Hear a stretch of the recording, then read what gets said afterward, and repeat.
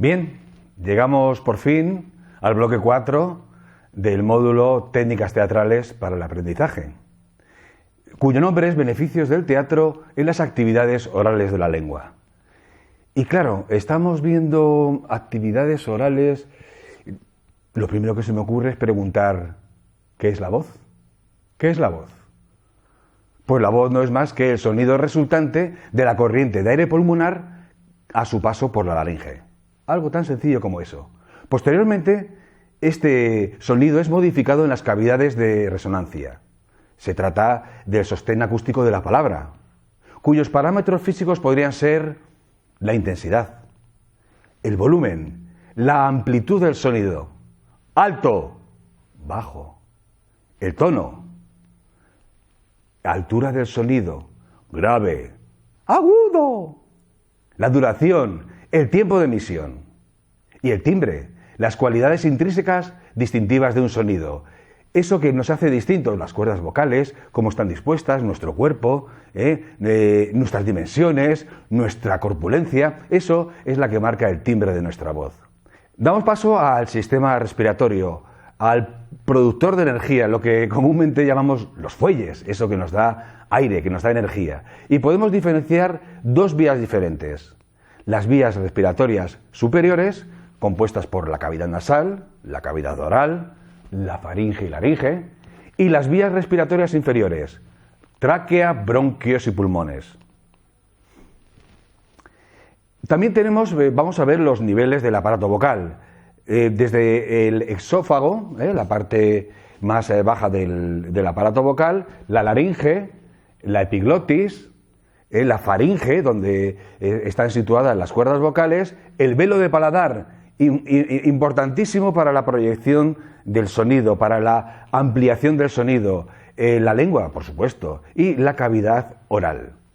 En la laringe hemos dicho que tenemos situadas las cuerdas vocales, aunque realmente no deberíamos llamarle cuerdas, sino pliegues vocales. Porque si tomamos como imagen una cuerda es algo duro, algo que se tensa y que la cuerda de una guitarra para sonar tiene que estar tensa. No, las cuerdas vocales humanas son pliegues, son músculos muy sensibles que deben trabajar sobre la base de un trabajo de relax, sin fricciones, sin durezas, sin movimientos bruscos. Para hacerse entender, convencer o ganarse a los oyentes, hace falta saber hablar bien.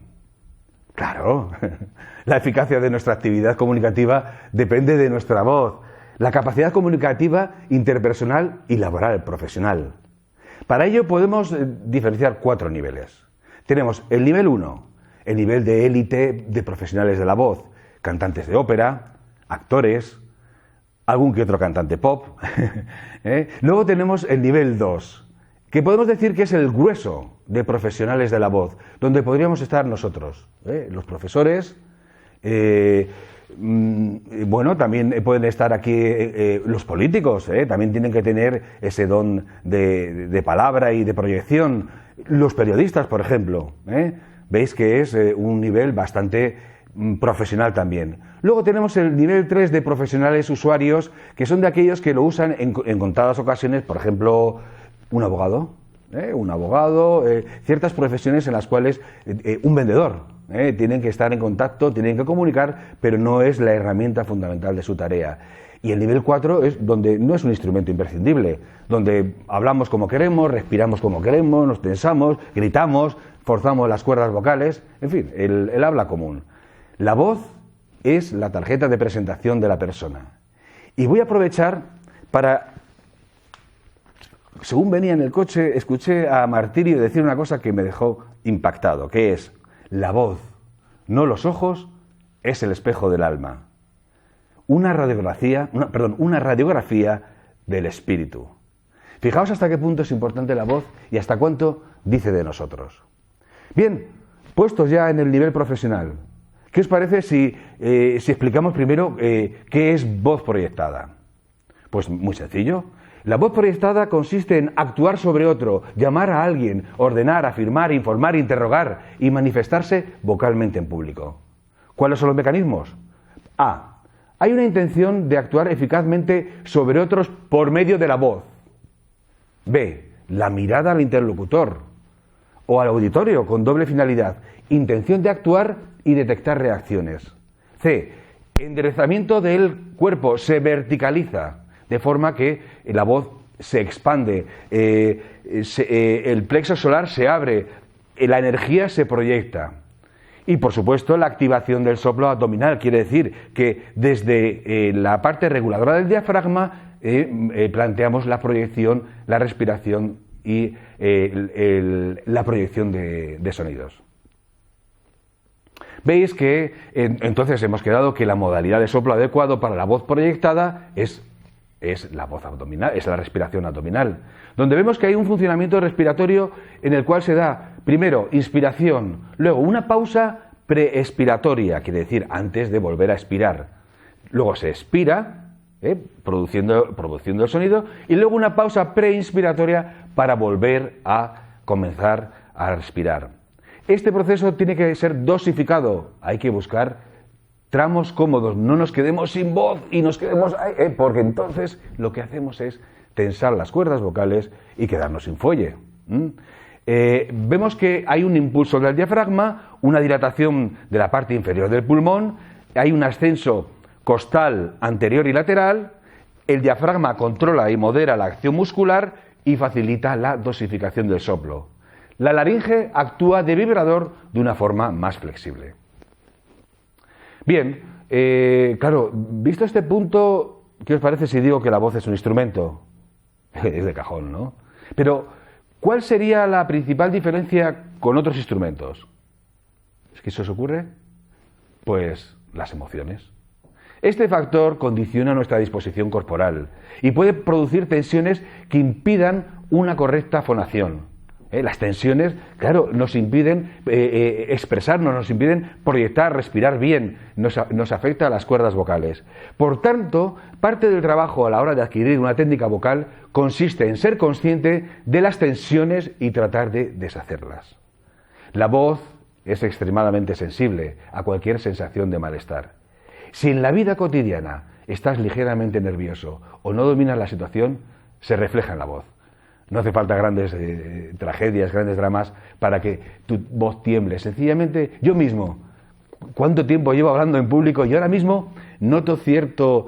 Bueno, oye, pues estoy en una situación en la cual mi voz no es mi voz natural. Noto a veces que me tiembla un poquito, normal. Imaginaos si no estáis acostumbrados a hablar en público. El manejo de la técnica vocal facilita una mejor pronunciación de la lengua meta, en el caso de los estudiantes, un mejor nivel de comunicación oral, un mayor dominio del idioma. Estamos hablando de los estudiantes, donde el conocimiento y preparación adecuados en este campo son factores que motivan, que le hacen tener más ilusión por aprender esa lengua. Pero cuidado, ¿qué decimos de los profesores? Yo creo que esta sección es más interesante para los profesores que incluso para los estudiantes. ¿Por qué? El manejo de la técnica vocal, en el caso del docente, incorpora competencias que aportan hábitos vocales que serán muy útiles para el cuidado de su voz y de sus habilidades comunicativas, que pueden conseguir una proyección adecuada y trabajar de modo que no se produzcan afonías, patologías en las cuerdas vocales, etc. Es muy importante para el profesor, para el profesional educativo, para el profesional de la educación. Por tanto, vamos a revisar, relacionado con la corrección en la producción oral, los siguientes aspectos, de manera muy resumida. Esto da para hacer no otro módulo, sino hacer incluso un curso entero de horas y horas. Pero bueno, vamos a dar unas pasadas que espero que os sean útiles. Relajación, respiración, articulación, impostación y control de la postura, control postural. A continuación, los problemas más comunes que impiden una corrección en la producción oral suelen ser, por ejemplo, la acumulación de tensiones. Eso es lo primero. ¿Dónde se producen más? En el cuello, en el occipital, en la laringe, en la mandíbula. Desde esta consciencia de nuestras propias tensiones se busca una articulación correcta de los órganos de la boca para producir el sonido, sin que la voz esté perjudicada por la acumulación de tensiones. A menudo se utiliza algo muy recurrente como ¡abre la boca! En muchos contextos donde se necesita una buena calidad vocal. El simple hecho de abrir la boca no va a solucionar nuestros problemas de voz. Se necesita una conciencia de la propia postura corporal con respecto al medio que nos rodea, de cómo funciona nuestro aparato vocal, nuestro aparato fonador, para identificar los fallos en su utilización o tensiones que impidan una voz libre. El apoyo vocal es otro concepto que suele confundirse porque es desconocido o porque no somos profesionales del asunto, ¿no?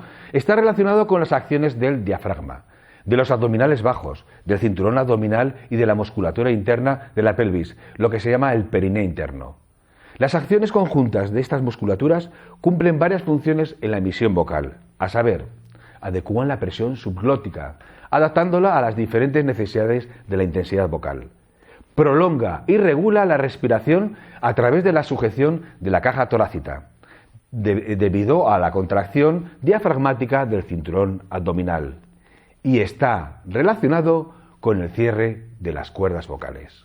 Cuando estas acciones se abandonan, se tiende a contraer activamente la laringe para conseguir intensidad, convirtiéndose en la primer y principal causa de los problemas de la voz y el desarrollo de patologías laríngeas, pólipos en las cuerdas vocales, etc.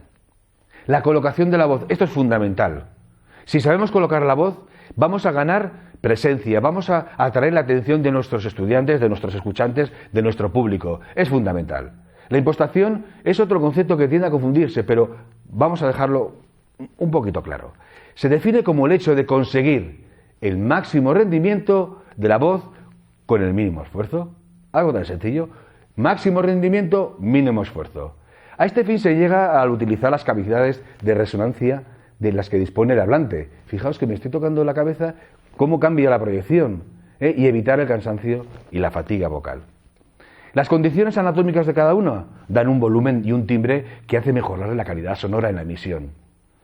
En la búsqueda de estos ejercicios para mejorar nuestra colocación de la voz, ejercicios logocinéticos, por ejemplo, ejercitar la lengua, labios, el velo del paladar, el aguacamiento de la laringe, ayudan a buscar una mayor resonancia que maximiza las posibilidades vocales del sujeto.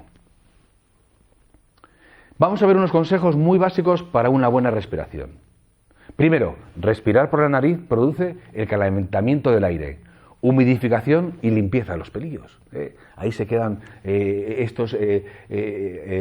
polvo, toda esta sequedad, los pelillos filtran este aire.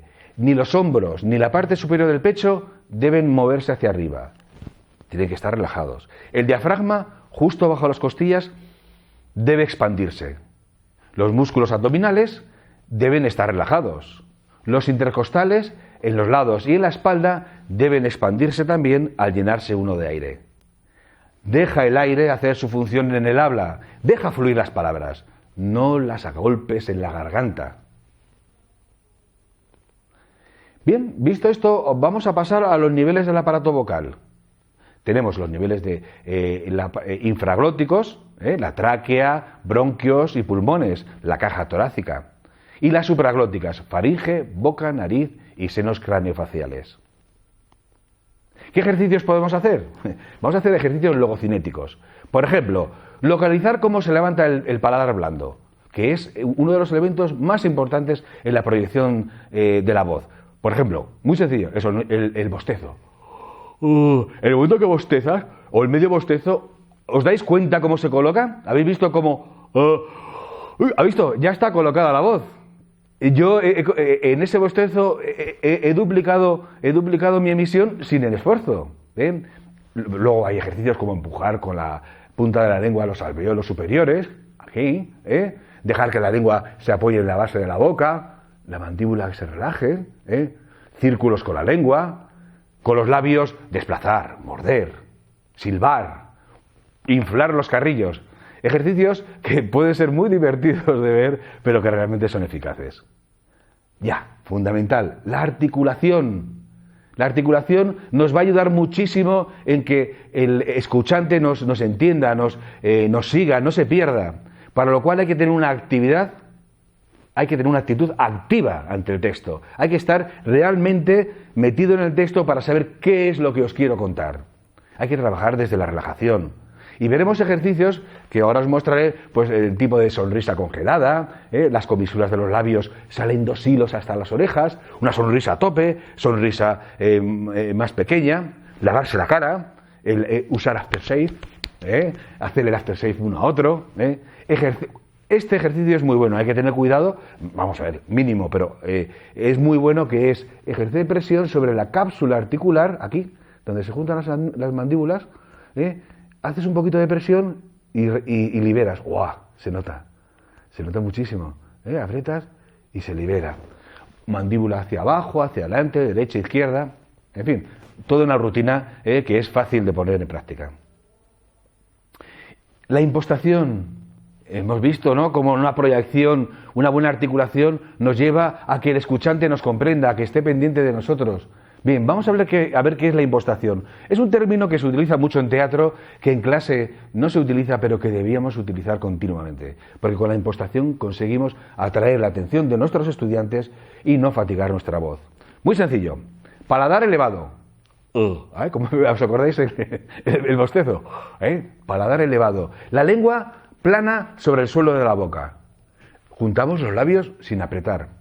Dejamos las muelas un poco separadas. Tomamos el aire por la nariz, hacemos una respiración abdominal y desde esta postura emitimos el sonido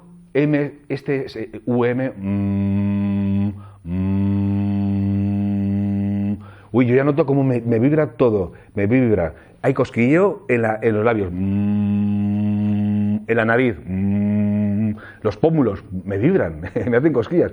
Y sobre todo la frente y la cabeza. Parece un poco absurdo, pero no veáis cómo funciona. No emitáis sonidos excesivos, tampoco os centréis la resonancia en la laringofaringe.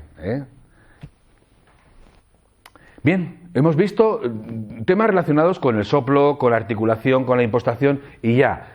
Fundamental, la postura corporal. Tenemos a la izquierda una postura y a la derecha otra. Os pregunto, ¿cuál es la lógica? ¿Cuál es la mejor, la que conviene para...? Pues esta es claro, ¿no? Es la de la derecha, donde hay un eje vertical, en el otro está la persona relajada, que no, así no se puede proyectar, no se puede hablar. Entonces, vamos a ver a continuación, entonces, cuáles son las características de una postura ideal. Vemos la cabeza erguida, pero no rígida, la cabeza no está rígida. La barbilla no debe apuntar ni hacia abajo ni hacia arriba, sino debe estar en una postura relajada. Los hombros no deben subir ni bajar al respirar. La región abdominal debe estar relajada, ni tensa ni floja. La espalda debe estar recta, pero no como un palo, sin rigidez. Hay que mantener las rodillas flexibles y relajadas. No son tampoco las piernas palos. Y los pies deben estar aproximadamente alineados con los hombros. Bien, visto esto, claro, diréis, pero si esto es muy profesional, ¿no? Esto es para teatro, esto es... Claro, pero ¿y qué hacemos nosotros en clase? Teatro, ¿no? Bien, pues ¿cuáles son las ventajas del teatro en la oralidad? No solo para la hora de dar clases, sino a la hora de aprender una lengua y de hablarla, que es de lo que se trata. Pues mira, ayuda a desarrollar la fluidez en el trabajo de las destrezas lingüísticas. Sobre todo, expresión y comprensión orales. Y, por supuesto, interacción. La aplicación de técnicas teatrales ofrece un complemento repertorio de ejercicios y actividades de articulación, respiración, proyección y entonación. La voz es un instrumento. Las emociones condicionan la disposición corporal. Hemos visto las tensiones. El teatro ayuda a liberar esas tensiones. Estas técnicas pueden ser una herramienta útil para el estudio de los aspectos suprasegmentales, a saber, acento, ritmo, calidad de la voz, entonación, etc. Los alumnos deben adaptar el papel a su personalidad, trabajando con distintos patrones de entonación, sonidos y vocalizaciones. Estos ejercicios pueden servir de motivación para que el estudiante mejore su pronunciación a la vez que investiga la incorporación de los elementos no verbales en el proceso de comunicación. Acordaos que hablamos de los elementos kinésicos, movimiento, gesto, etc. Bueno, pues entonces lo que vamos a hacer es, os voy a proponer un ejercicio de... Hemos hablado antes de cómo motivar al estudiante, cómo evitar que no sienta sentido del ridículo, cómo trabajar la entonación, el ritmo, las pausas, etcétera. Pues vamos a hacer un ejercicio muy sencillo.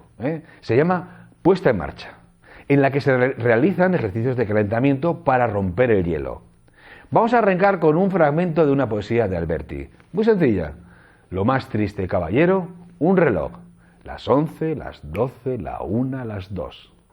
Bien, este verso tan eufónico, que suena tan bien, lo vamos a hacer de diferentes formas. Se hará leer en alto, uno a uno. Es interesante que cada uno lo lea porque va tomando el ritmo interno del verso español, de cómo es el español, de nuestro ritmo, de nuestro tempo. Es muy interesante.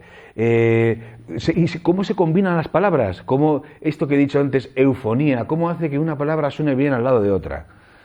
Acto seguido se vuelve a realizar la oración intentando expresar una serie de estados de ánimos o de formas de hablar. Por ejemplo, jadeante, ¿no? Llego, ay, lo más triste, caballero, tosiendo, lo más triste, caballero, dice, parece ridículo, que va, funciona muy bien, Los estudiantes se relajan, triste, alegre, zaramero, hay diferentes estados de ánimo o de situaciones que le pueden venir muy bien. Luego podemos hacer estos 4 ejercicios muy sencillos. Cada participante, por ejemplo, uno lee un verso. Las sílabas tónicas se pronuncian con mayor intensidad, obvio. 2, cada participante lee un verso. Cada sílaba se acompaña con un golpe en las tónicas, el golpe es de mayor intensidad. ¡Pah! Lectura coral, en grupo. Ya veréis que bien funciona. En cuanto que se repite 3 o 4 veces, va sincronizado. Otro, se me ocurre... Cuando llega una sílaba acentuada, ¡pa!, le damos un golpe a la mesa. ¡Pum! O, por ejemplo, se realiza una rueda. Los alumnos que tienen que agacharse en las tónicas, los alumnos se agachan en las tónicas y pierde el que se equivoca. Bueno, estimados colegas, porque tengo la fortuna de teneros como un colega de profesión, espero que estos módulos que os he presentado os sean útiles. Sobre todo que os sean útiles. El tiempo no da para mucho más. Son pequeñas píldoras que vosotros podréis utilizar en vuestra clase y si no, por favor, aquí estoy para cualquier sugerencia que tengáis, cualquier duda, estaré encantado de poder hablar con vosotros. Pero sobre todo, dejaos llevar, investigar, jugar. De verdad, que es que no son los mundos de Yupi, que funciona, os lo digo, que profesionalmente funciona. Hay que hacerlo en serio, hay que venderlo como algo serio, porque es algo serio. El juego, el aspecto lúdico, no es divertimento, es eso, aspecto lúdico, es una forma de encontrar, de atraer la atención del estudiante y de una forma relajada, de una forma en relación con los demás, trabajar una cosa tan áspera como es aprender una lengua. Suerte y nos vemos pronto. Hasta la próxima.